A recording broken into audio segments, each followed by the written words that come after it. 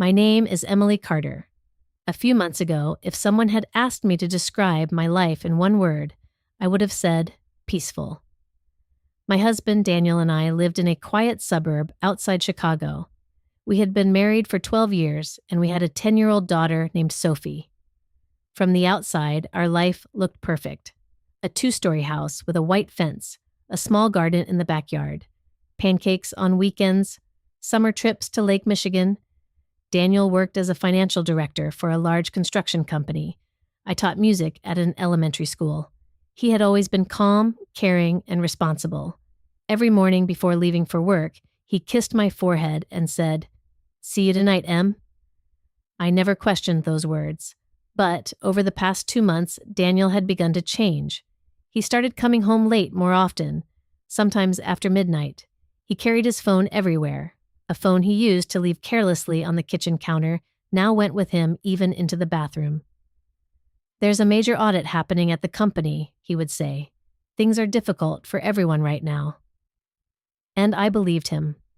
Because when someone you love smiles while lying to you, you often feel ashamed of your own suspicion before you question their truth. That Friday morning, Daniel kept checking his phone during breakfast. "Are you going to be late again tonight?" I asked. He took a sip of coffee and avoided my eyes. "Yes, there's a very important meeting. Don't wait up for me." Sophie frowned. "Dad, my school concert is tonight." Daniel's hand froze for a moment. Our daughter had been practicing her piano piece for weeks. "I know, Princess," he said softly. "I'll try to be there." "You said that last time, too." Sophie stood up and ran to her room. I looked at Daniel in silence. "Don't disappoint her again," I said. He took a deep breath. "I'll do my best." Before leaving, he hugged me. But the embrace no longer felt warm. He did not feel like a husband saying goodbye. He felt like a man hiding something. That was when I noticed a strange smell on his shirt. It was not perfume. It was the sharp scent of smoke and gasoline. "Your clothes smell strange," I said. He immediately stepped away. "I visited a construction site yesterday. It must be from that." Then he smiled, got into his car, and drove away. I stood at the door and watched until his car disappeared around the corner. A heavy, unfamiliar feeling settled in my chest. I did not yet know that Daniel would never return home as the same man again. Sophie's concert began at 7 that evening. The small school auditorium was filled with parents. Children rushed nervously behind the stage. I had reserved 2 seats in the front row, one for me, one for Daniel. Every time Sophie came onto the stage, she looked toward the door, but Daniel never came. She sat at the piano and began to play. Her small fingers moved nervously over the keys. She made one mistake. At that moment, she looked again at the empty seat. I smiled and nodded. "Keep going." After the concert, Sophie put on her coat without saying a word. "Your father's work must have been really important," I said. "I don't believe him anymore," she replied. Those words broke my heart. When we returned home, it was after 9. Sophie went straight to her room. I walked into the kitchen and called Daniel. His phone was turned off. I called several times. No answer. The only message I received said, "In a meeting. I'll call later." I went into the living room and turned on the television. I wanted to escape the silence. A woman on the local news was speaking in a worried voice. An explosion occurred this evening at the downtown Chicago offices of Harrison Financial. Police believe the blast may have been intentional. The screen showed a burning building. Firefighters were running through the street. Police cars surrounded the area. People stood behind barriers. I reached for the remote to lower the volume. Then the camera showed several people coming out of the rear entrance. One man was walking between 2 police officers. He wore a gray suit and a blue tie. I had given him that tie for Christmas. My body went still. The camera moved closer. I saw his face clearly. Daniel, my husband. He was supposed to be in a meeting at work.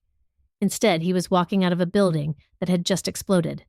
He was not wearing handcuffs, but 2 officers were holding him by the arms. His face was covered in blood. When he noticed the cameras, he turned away. The news anchor continued. 3 people have been taken in for questioning. 1 may be a local businessman and former federal witness. I moved closer to the television. The words at the bottom of the screen read, "Explosion at financial firm. 1 dead." At that exact moment, my phone rang. Unknown number. I stared at it for several seconds before answering. "Hello?" A woman spoke from the other end. "Is this Emily Carter?" "Yes." "My name is Detective Laura Bennett with the Chicago Police Department.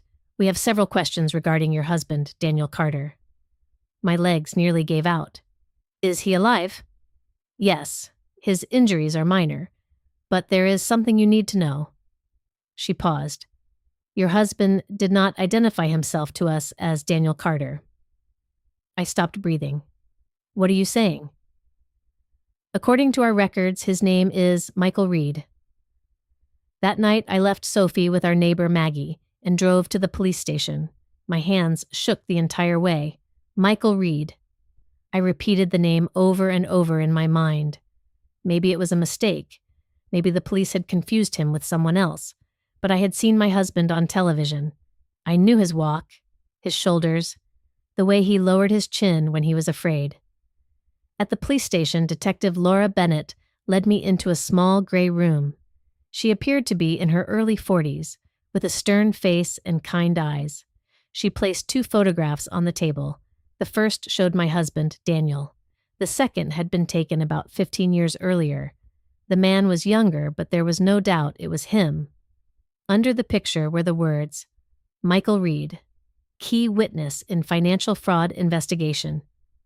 "Who is this?" I asked, even though I already knew the answer. "Your husband." "No, my husband's name is Daniel Carter. That is the name he has used for the past 14 years. Laura opened a file. Michael Reed had worked as an accountant for a major investment firm in New York. The company had been laundering money for organized crime. Michael secretly gave federal investigators financial records. His testimony led to several arrests. But before the trial began, one of the main suspects, Victor Hall, disappeared. After threats were made against Michael's life, he was given a new identity. Daniel Carter had never truly existed. "Was he in witness protection?" I asked. "At first, but he voluntarily left the program 9 years ago." "Why?" Laura looked directly at me. "Because he wanted to marry you." Tears filled my eyes. "What about our marriage, our daughter, our entire life?" "What he did was wrong, but the current situation is even more dangerous." Laura showed me a photograph of the building that had exploded. "Harrison Financial was secretly owned by Victor Hall. Your husband had been investigating it for several weeks." "Why didn't he go to the police?" "Because Hall was watching your family." My blood turned cold. Watching us? Laura placed several photographs in front of me. One showed me leaving school. Another showed Sophie riding her bicycle in the yard. The third showed our home from across the street. "We found these inside the building," Laura said. I covered my mouth. "Oh my God." "Daniel, or Michael, says he was acting alone because he wanted to protect you. I need to speak with him. He is at the hospital. But before you do, you need to know something else." Laura removed a clear evidence bag from her coat pocket. Inside was a silver necklace. I recognized it immediately. It had belonged to my mother. It had disappeared 3 weeks earlier. "Where did you find this?" "In the hand of the woman who died in the explosion." "What woman?" Laura pulled out a photograph, a dark-haired woman in her mid-30s. "Her name was Rachel Morgan. She had been meeting your husband regularly for the past 2 months." I stared at the photograph. On the nights Daniel claimed he was working late, he had been with this woman, and my missing necklace had been in her hand. Was she his mistress? I whispered. Laura did not answer. Her silence was worse than any words. I arrived at the hospital at 4 a.m. A police officer stood outside Daniel's room. Daniel was sitting on the bed. He had a bandage around his head and an injury on his left arm. When he saw me, he tried to stand. Emily. Is your name Michael? He froze. The room remained silent for a long time. Then he lowered his head. Yes. One word, but that single word shattered 12 years of my life. Who are you? I asked. I can explain everything. Where are you going to begin? With the fake name, the fake job, or the dead woman? He looked at me. Rachel was not my mistress. Then why did she have my necklace? Daniel took a painful breath.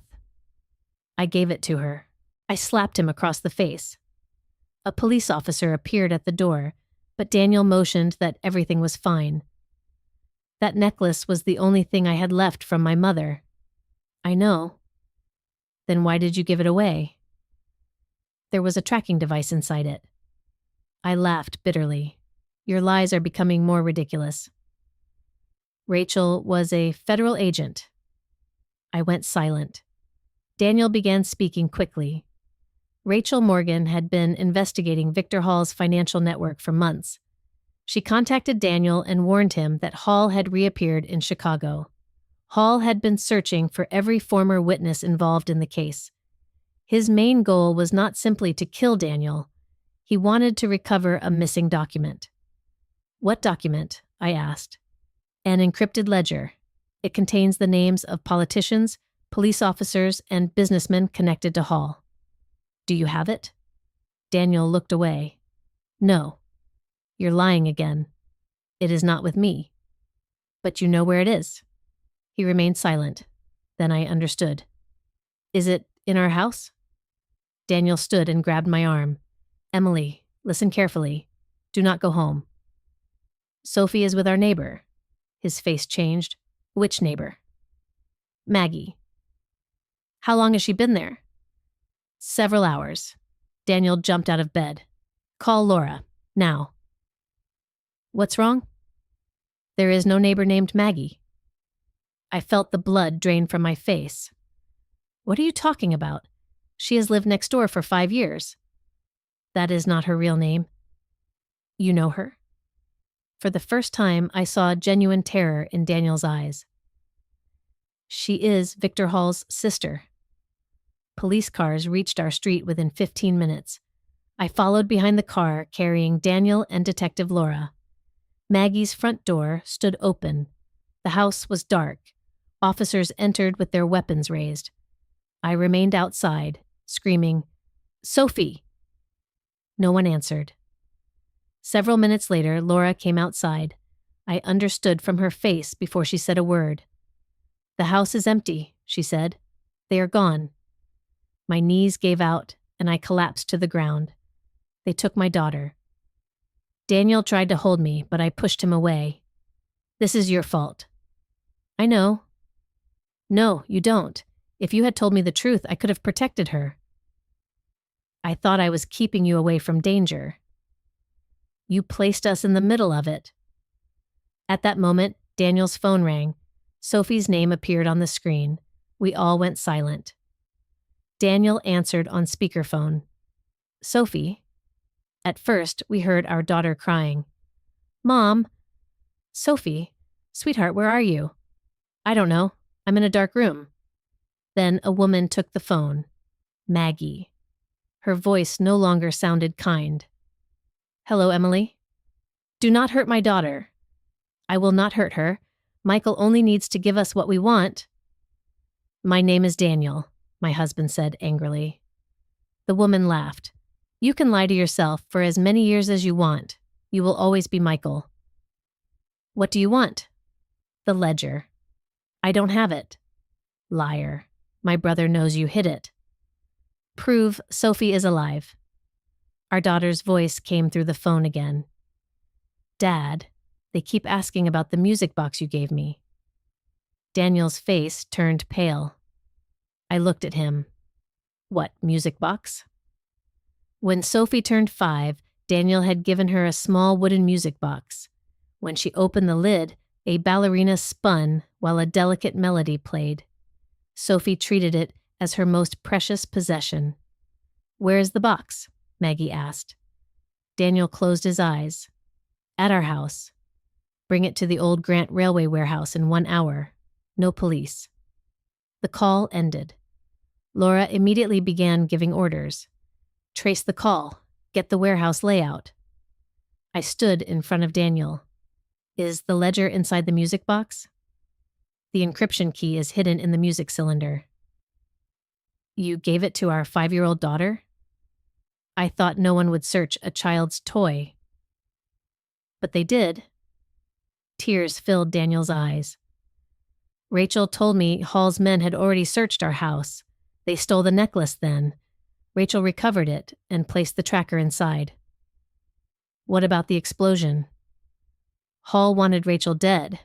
I went there to save her, but I was too late. Daniel's voice broke. She died in front of me. For the first time, I believed he was telling the truth, but I was not ready to forgive him. We are getting our daughter back, I said. After that, you are leaving our lives. He looked at me for a long time. If Sophie survives, I will do whatever you ask. When we entered our house, everything had been torn apart. Closets were open. Clothes covered the floor. Framed pictures had been removed from the walls. Someone had searched the house carefully. When I entered Sophie's room, my heart broke. The white dress she had worn to the concert lay across the bed. A note to her father sat on the piano. Dad, if you come tonight, I won't be afraid to play. I could not hold back my tears. Daniel knelt beside the shelf and picked up the music box. Using a small screwdriver, he opened the bottom panel. Inside was a thin metal cylinder. This is it, he said. People are dying because of something that small? The code inside it unlocks the entire network. Laura entered the room. We are going to surround the warehouse, but we will remain out of sight, she said. I am going too, I said. No, Daniel replied. She is my daughter. That is exactly why you should not go. You have been making decisions for me for 12 years. That ends now. Laura looked at both of us. Emily goes. Maggie will expect her, but she wears a bulletproof vest. Daniel objected, but I refused to change my mind. Before leaving for the warehouse, Daniel stopped me in the hallway. There is something else you need to know. What other secrets are left? He removed an old photograph from his pocket. It showed a younger Daniel, Rachel, and another woman. The third woman looked remarkably like me. Who is she? Your sister. I nearly dropped the photograph. I don't have a sister. Your mother never told you. According to Daniel, my mother had a daughter named Claire from her first marriage. Claire worked as a lawyer for the same investment firm in New York.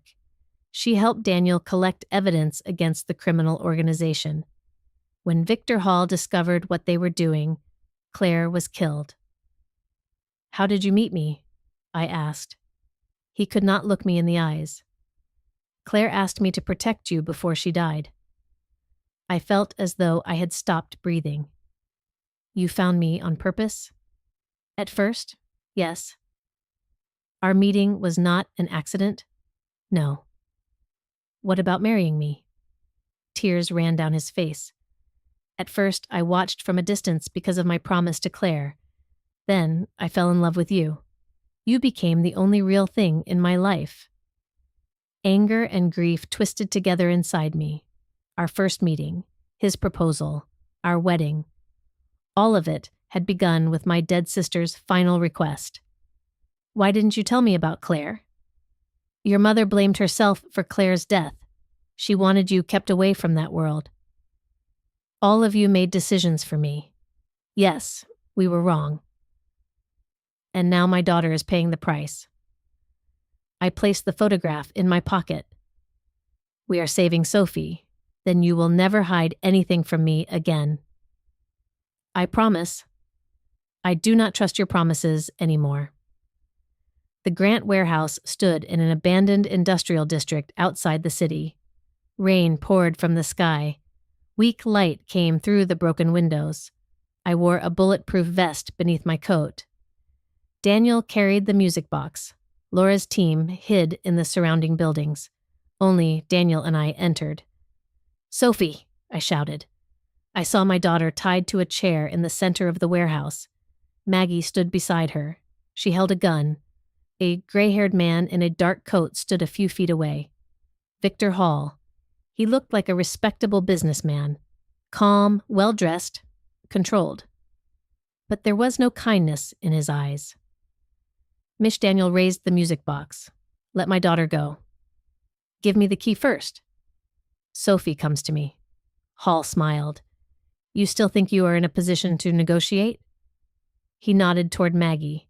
She pressed the gun against Sophie's head. "No," I screamed.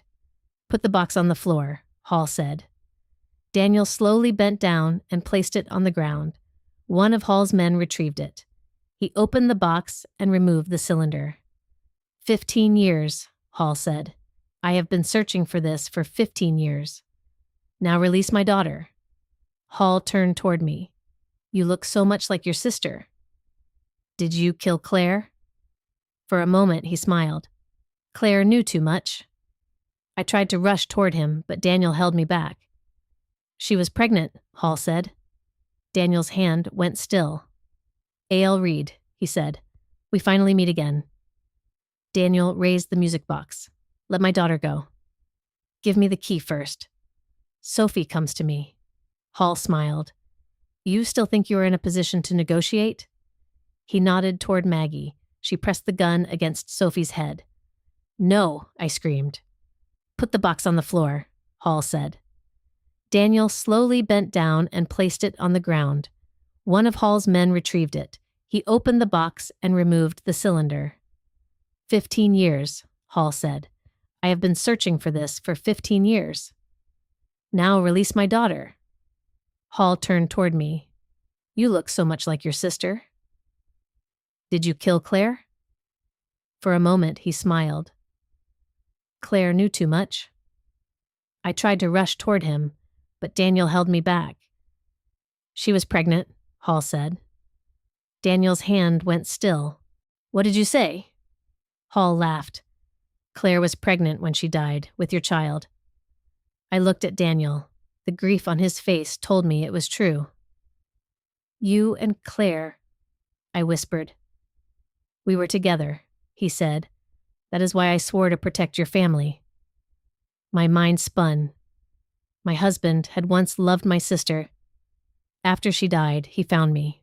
Then he married me. "Emily, I wanted to tell you—" "Be quiet." At that moment, Hall's man entered the code from the cylinder into a laptop. A red message appeared. "Invalid key." Hall's face changed. "What is this?" Daniel smiled. "You really thought I would hide the real key in my daughter's toy?" Hall pulled out his gun. "Where is the real key?" "Rachel had it." "Rachel is dead." "But she sent the files to federal agents before she died." Sirens sounded outside.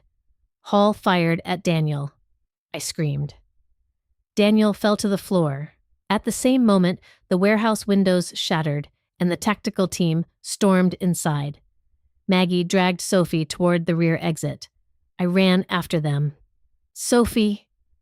Maggie tried to force her into a van. I jumped at her and knocked the gun from her hand. We fell onto the wet pavement. Maggie grabbed my hair and slammed my head against the ground. "You destroyed everything!" she screamed. I gathered all my strength and pushed her away. Sophie kicked the gun out of reach. Laura arrived and placed Maggie under arrest. I pulled my daughter into my arms. "Mom, where is Dad?" My heart stopped. I ran back into the warehouse. Daniel lay on the floor. His white shirt was soaked in blood. I knelt beside him. "Daniel, open your eyes." He slowly looked at me. "Sophie?" "She is safe." He smiled weakly. "Good." "You are not allowed to die. You still owe me an explanation." He held my hand. "I did not love you as part of a lie, Emily." "Do not speak." "You became my new life." "The doctors are coming." "Claire was my past, but you—" His breathing grew weaker. "You were my home." Then his eyes closed. "Daniel." The bullet had stopped only a few inches from Daniel's heart. Doctors operated on him for 6 hours. Sophie and I waited in the hospital hallway until sunrise. She fell asleep with her head on my shoulder. As I stroked her hair, I thought about the past 12 years. Our marriage may have begun with a lie, but had every feeling inside it been false? Daniel cried the first time he held Sophie. When I was sick, he stayed beside me for 3 days. When my father died, he held me until morning. Could all of that truly have been fake? The surgeon came out early the next morning. The operation was successful, he said, but recovery will take time. I closed my eyes and breathed freely for the first time. Later, we learned that Victor Hall had been arrested. The files Rachel sent led to more than 20 arrests.